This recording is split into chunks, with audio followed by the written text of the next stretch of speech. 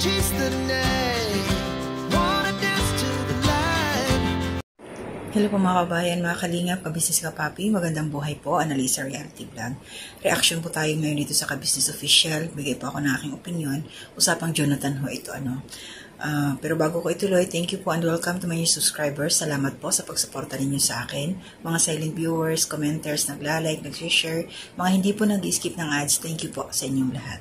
Ang support na rin natin, sila Kuya Bal Santos Matubang, Ate Edna Vlogs, Kalinga Prab, Jack Tapia Matubang, ayan, mga kasamahan ko pong reactor sa Karepa, mga ka-business reactors din ho, then support natin of course, ito sila Pinuno Ka-Business, Ka-Business Official, Papa Rins TV, Mrs. KB Official, Ka-Business Family Channel po nila, and mga kagwangs. So ito po, usapang Jonathan tayo. Dalawang magkasunod na vlog, one day ago, so pwede na namin siyang reaksyonan, may kinalaman nga ito kay Jonathan. Yung una is, pumunta doon si Jonathan, ilalagay ko po sa aking thumbnail yung dalawang picture or thumbnail din po ni Pinuno Ka-Business para ho, mas madali niyo siyang mahanap, masuportahan po natin si Pinuno Ka-Business dito sa kanilang vlog about kay Jonathan dahil kahit ganun ang nangyari sa kanya, alam natin may sakit, marami pang hanggat nandyan si Jonathan, kailangan pa rin niya ng tulong, pinansyal. Malalaman ho natin niya kung paano gagawin at ang haba ng pasensya. At by the way, bago ko ituloy yun, sino sa inyo dyan, ka-business supporters, yung pikon na, ubos na yung pasensya sa mga napapanood ninyo, ng mga vlog nila Pinuno Ka-Business, kaila Inday, kaila Ate Jenny, Kitingking Body, at shoutout din kay, kaila Kuya Renji, na tumutulong kay Jonathan. Grabe ang kanilang pasensya. Mga M's, nandyan din, tumutulong din yan kay Jonathan. So ito ngayon, nung pumunta doon si Jonathan, si Intoy ang nakausap, blinag niya. Sa comment section, ang dami pa rin talagang sabi may mga lang naalala ko na ikaw Intoy, total kumikita ka naman, kung mag-aagapan mo na, tulungan mo na si Jonathan, hindi naman ho ganun kadali yun. Alam naman ho natin ang ugali ng taong to ni Jonathan na sobrang napakatigas ng kanyang kokote. Na maraming siya ano bang tawag dito? Maraming dahilan. Kasi ang sabi nga, pag ayaw, maraming dahilan. Ayan, marami siyang mga sinasabi. So dito, bakit siya pumunta ng kay Pinuno Ka-Business? Tinanong ni Intoy, nangihingi ng pera, allowance, pangkain. Yun ang gusto ni Jonathan. Pera talaga. Mas gusto niya yung ganon. Kahit abutan siya ng pagkain, tatanggapin niya, hindi niya agad kakainin. Ewan sa taong to, nakakaawa na nakakainis.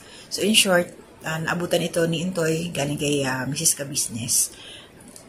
May pera nga at saka yung pagkain. At ito ngayon, dahil dito sa vlog na to na nakita ni Pinuno Ka-Business, sinundan, naalarma sila dahil nakita nila na ito si Jonathan parang naghahabol na ng kanyang hininga. Sabi nga ni Intoy, garalgal na. Kumbaga may halak na siya.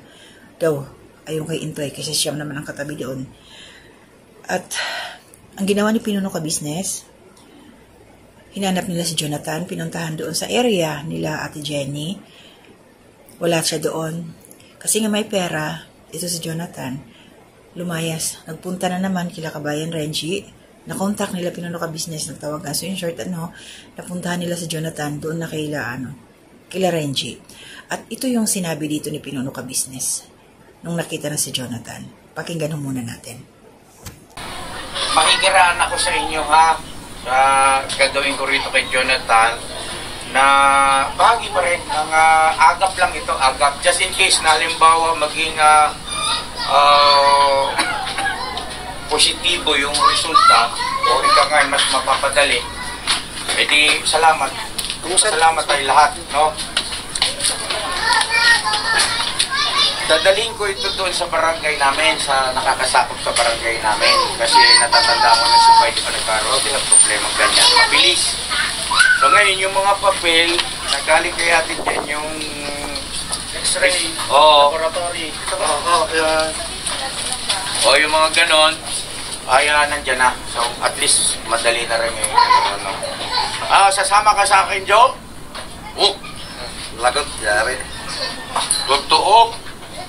Bakit? Bakit? Kaya po ang gagawin. Sino? Gusto mong gumaling, hindi? Paano gumaling? Anong walang magagawa? May magagawa ka kung ayaw mo, kung pwede ka tumanggi sa akin. Itong akin ay pagmamalasakit at pag-agap. Maagapan yung iyong sitwasyon. Di ba? Kasi kung antayin natin ang antayin, ito, kumikilos sila Renji, si Ate Jenny. Tapos ang sinasabi ay Wala pang supply ang mga health center walang dito. supply ng gamot. Antayin natin yan. Paano kung next year pa? Hindi, mag-isip tayo ng paraan. Hanap tayo sa iba, baka sakali meron. Di ba, no? Alright? Okay mga kabisnes, ayun po, ano, so malinaw po. Kaya ko ito ni-reactionan kasi may mga bagay-bagay lang na kailangan dapat maging malinaw. Kasi itong time na kinuha ni Pinuno Ka-Business si Jonathan doon kila Power Ranger at hinanap nga ito doon kila Ate Jenny at wala nga doon.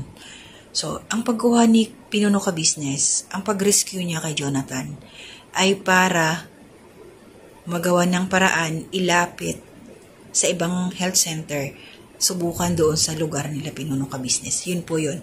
Hindi po kinuha si Jonathan para itira sa bahay nila Pinuno Ka-Business. Wala pong ganon. Kasi may mga napapanood akong nang akala dahil kinuha na si Jonathan ni Pinuno Ka-Business, doon na dadalhin sa bahay. Doon na daw kinuha na Ang akala doon na patutuloyin. Alam naman natin na wala nang space doon sa loob nila Pinuno Ka-Business. Nandun sila burnok. At saka, mahirap po yun na maisalpak doon si Jonathan. Ang daming mahahawa. Kawawa naman ho yung mga tao doon, di ba? So, kaya lang, ayun na ho, malinaw na para magamot si Jonathan. Mabigyan ng agarang lunas kasi matagal na. Ilang linggo na yan na wala pa yung gamot niya dahil mailap din si Jonathan. Gustuhin man ni Ate Jenny na mapainom na siya ng gamot, mabigyan na siya ng reseta, wala lagi si Jonathan. Saan ka makakakita ng pagpapadoktor na wala yung pasyente? Siyempre, hahanapin yung pasyente. Titingnan siya. Oo, may result na yung sputum na, may result na yung x-ray niya. Siyempre, titimbangin pa rin si Jonathan. Titingnan yung sitwasyon niya kasi yung pagpapainom ng gamot, nakabase yan sa bigat ng iyong katawan kung gaano kadami ang dosage na dapat i-take mo para match. Kasi mahirap yung kulang ka sa dosage, yung kumbaga sa timbang mo, hindi tatalab yung gamot. Kaya importante, kasama talaga si Jonathan. Kaya kahit anong sakripisyo, kahit anong kilos nila Ate Jenny, nila Power Ranger, kung mismo si Jonathan hindi sumusunod sa kanila, hindi mahagilap, hindi layas ng layas, kung saan pumunta nagpapagod.